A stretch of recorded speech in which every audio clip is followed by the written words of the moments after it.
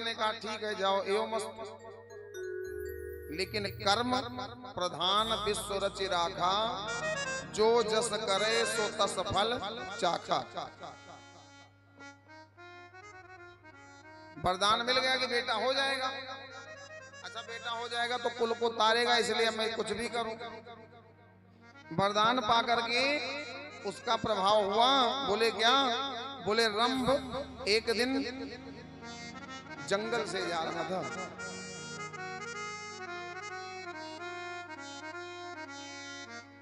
जंगल में एक भैंस पर निगाह रंभ राक्षस की पड़ी,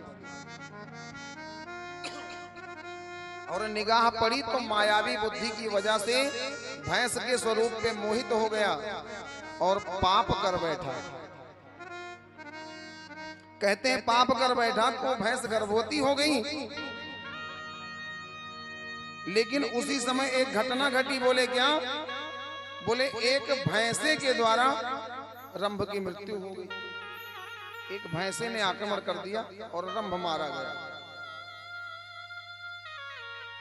अब जब रंभ मारा गया तो भैंस की रक्षा में, यानी उस भैंसे से भैंस को बचाने, क्योंकि रंभ को मार करके भैंसा भैंस पे टूट पड़ा कि अरे कुलक्षणी,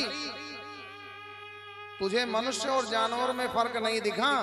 और जैसे भैंस पे वो भैंसा प्रहार करने के लिए दौड़ा तो यक्षों ने भैंस को बचाया और यक्षों द्वारा उस भैंसे की मृत्यु हो गई।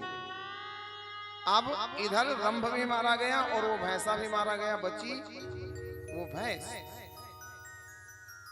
महसी ने कहा मेरा वास्तविक पति नहीं रहा और जिसने मेरे साथ कुकर्म किया वो भी मारा गया, तो मैं तो कहीं की नहीं रहेगी। इसलिए वो महिषी भैंसे के साथ सती होने के लिए तैयार हो गई और स्वयं चिता बना करके अपने पति महिष को उस पे लिटाया और खुद लेटने चली मरने के लिए।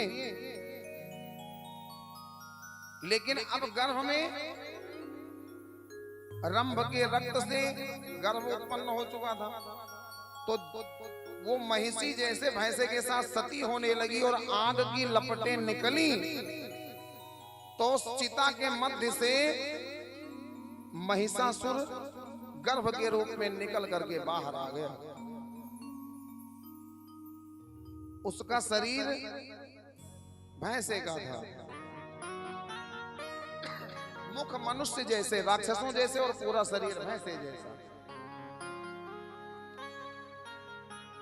उधर रंभ भी पुत्र की रक्षा के लिए जब रंभ मर गया तो इधर उत्पत्ति हो गई महिषासुर की चिता से।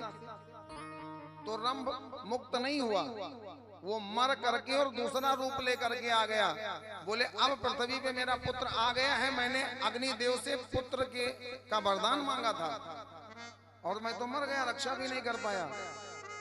तो पुनः अपने पुत्र महिषासुर की रक्षा के लिए रक्त बीज के रूप में उसी चिता से प्रकट हो गया भैंसे में से।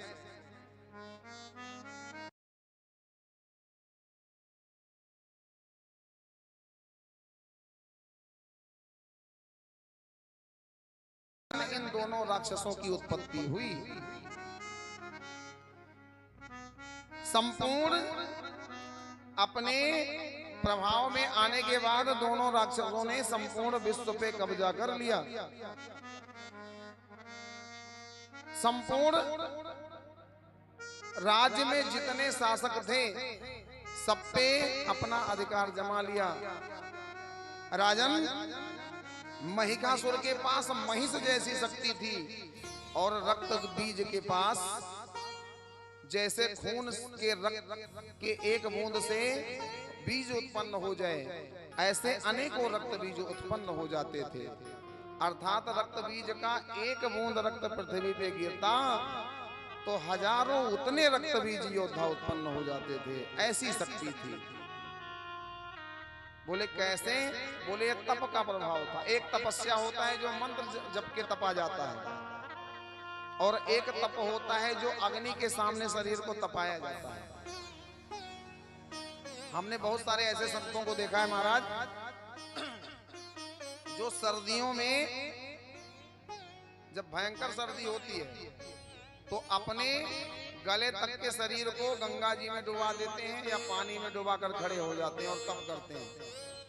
और जब भयंकर मई जून की गर्मी होती है तो अपने आप को सूर्य देवता के सामने खुले मैदान में खड़े होकर के और घंटों तक